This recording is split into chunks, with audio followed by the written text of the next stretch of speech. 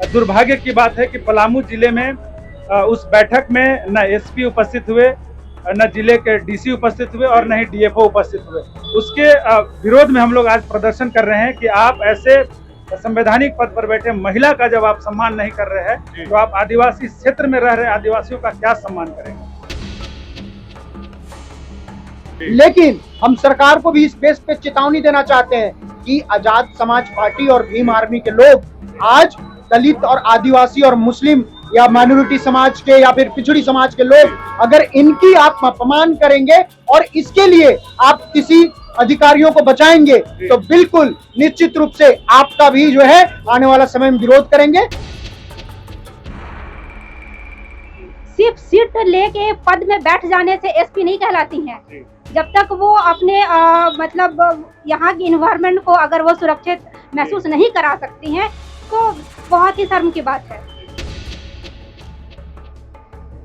और आप जो उनका व्यवहार जो किए, उनका दुर्व्यवहार किए, वो महिला का नहीं किए, वो सरकार का किए। जो सरकार के अंदर वो काम करती है महिला आयोग, जो आयोग है राष्ट्रीय जनजाति आयोग है, वो एरो आयोग नहीं है।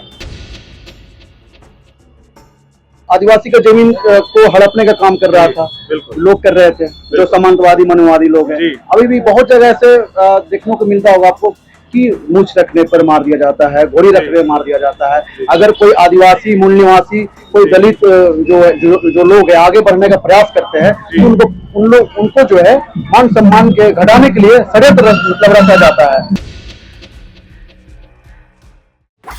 राष्ट्रीय अनुसूचित जनजाति आयोग की सदस्य आशा लकड़ा की पलामू भ्रमण के दौरान समाहरणालय परिसर में आयोजित बैठक में पलामू डीसी, एसपी, डीएफओ की अनुपस्थिति से नाराज भीम आर्मी संगठन तथा आजाद समाज पार्टी के तत्वाधान में पलामू प्रमंडल के मेदिनीनगर के छामुहान चौक स्थित मामले से संबंधित अधिकारियों का पुतला दहन किया गया तथा इस घटनाक्रम पर आगे भी आंदोलन करने की चेतावनी दी गई।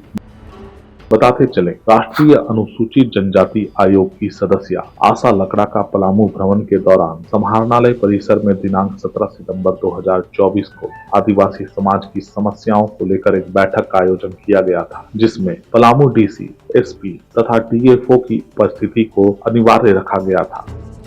परंतु इस बैठक में किसी पदाधिकारी के उपस्थित नहीं हो पाने की वजह से आयोग सदस्य आशा लकड़ा ने तीनों अधिकारियों को समन जारी कर दिया है। उन्होंने दिनांक 20 सितंबर 2024 को 2 बजे तक आयोग के कार्यालय में उपयुक्त अधिकारियों को हाजिर होने को कहा गया है। वे किस वजह से बैठक में नहीं आ पाए, इसका स्पष्टीकरण भी देने की बात कही गई है। अनुसूचित जनजाति आयोग भारतीय संविधान के अनुच्छेद 338 के तहत एक संवैधानिक निकाय है। किसी भी राज्य या किसी जिला का बैठक करने का शक्ति देती है। हमने पाया ऐसे डीसी, एसपी और डीएफओ तीनों ने आयोग का समय का जया किए हैं, आयोग का प्रोटोकॉल का ख्याल नहीं किए हैं। डीसी, एसपी और डीएफओ पलामू तीनों उपस्थित नहीं रहे और नहीं रहने के कारण और आयोग को किसी तरह का कोई सूचना नहीं है कि आप रहेंगे या नहीं रहेंगे, बैठक होगी या नहीं होगी। अटेंड भी नहीं किया, ना ही बैठक का दूसरा तिथि निर्धारित किए। आज का बैठक से वो भाग गए हैं और आयोग इस पर कार्रवाई की है। तीनों पर आयोग ने आज समन जारी कर दी है, डीसी को, एसपी को और डीएफओ को, और 20 तारीख को 2 बजे का समय दिया गया है। वो आएंगे, अपना कारण बताएंगे।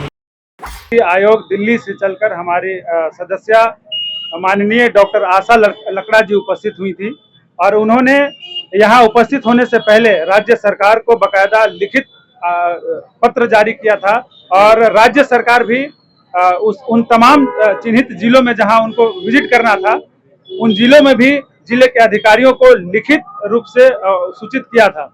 उसके बावजूद भी दुर्भाग्य की बात है कि पलामू जिले में उस बैठक में न एसपी उपस्थित हुए, न जिले के डीसी उपस्थित हुए और न ही डीएफओ उपस्थित हुए। उसके विरोध में हम लोग आज प्रदर्शन कर रहे हैं कि आप ऐसे संवैधानिक पद पर बैठे महिला का जब आप सम्मान नहीं कर रहे हैं तो आप आदिवासी क्षेत्र में रह रहे आदिवासियों का क्या सम्मान करेंगे। जी, आयोग की तरफ से बिल्कुल डीसी और एसपी को और डीएफओ को तीनों को समन जारी किया गया है और 20 तारीख को सशरीर वहां पर दिल्ली में आयोग ऑफिस में इनको बुलाया गया है। तो बिल्कुल आयोग तो इस पे एक्टिव है। अब मामला सरकार की है, सरकार किसकी है? अब सरकार चाहे तो इसको उलटफेर कर सकती है, लेकिन हम सरकार को भी इस बेस पे चेतावनी देना चाहते हैं कि आजाद समाज पार्टी और भीम आर्मी के लोग आज दलित और आदिवासी और मुस्लिम या माइनॉरिटी समाज के या फिर पिछड़ी समाज के लोग अगर इनकी आप अपमान करेंगे और इसके लिए आप किसी अधिकारियों को बचाएंगे तो बिल्कुल निश्चित रूप से आपका भी जो है आने वाला समय में विरोध करेंगे। और अभी तो ये हम लोग पुतला दहन करके दिखाए हैं। अभी आने वाला समय में अगर इस पे कार्रवाई नहीं होती है डीसी, एसपी और डीएफओ पे, तो बिल्कुल हम लोग जो है आगे की रणनीति अपने तरीके से निकालेंगे। तीनों जो पदाधिकारी हैं जिले के टॉप मोस्ट वो नहीं आए। तीनों जिले के पदाधिकारी से आपका क्या तात्पर्य है? सॉरी, तीनों पदाधिकारी, इस जिले के 3 पदाधिकारी, एसपी, डीसी और डीएफओ, ये तीनों अनुपस्थित रहे इस बैठक में। जी, तो प्रतिक्रिया में आयोग की जो महिला सदस्य आई हुई थी उनका क्या रिएक्शन रहा? उनका रिएक्शन ये था कि एक संवैधानिक संस्थान है और संवैधानिक संस्थान का एक प्रोटोकॉल है कि वो सदस्य किसी भी जिले में जाए तो उस जिले में जाने से पहले उन्हें सूचित किया जाता है कि अमुक तारीख को बैठक है, हमारी सदस्यता जा रही है, आपको उस बैठक में शामिल रहना। क्योंकि अपडेट और डेटा आप ही दे सकते हैं ना, जिले के अधिकारी तो इस जिले में क्या हो रहा है, आदिवासियों के साथ व्यवस्था क्या है, शैक्षणिक स्थिति क्या है, सामाजिक स्थिति क्या है, वो तो जिला के अधिकारी बताएंगे। और जिला के अधिकारी इस बैठक में अनुपस्थिति रहे तो इसका मतलब यह है कि एक संवैधानिक संस्था की सदस्य को इग्नोर करना, उनको मतलब मूल नहीं समझना। क्या कहूँगी, एक एसपी है, पुलिस अधीक्षक है, महिला है।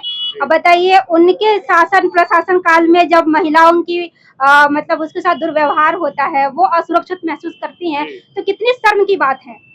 सिर्फ सीट लेके पद में बैठ जाने से एसपी नहीं कहलाती हैं। जब तक वो अपने मतलब यहाँ की इन्वायरमेंट को अगर वो सुरक्षित महसूस नहीं करा सकती हैं तो बहुत ही शर्म की बात है।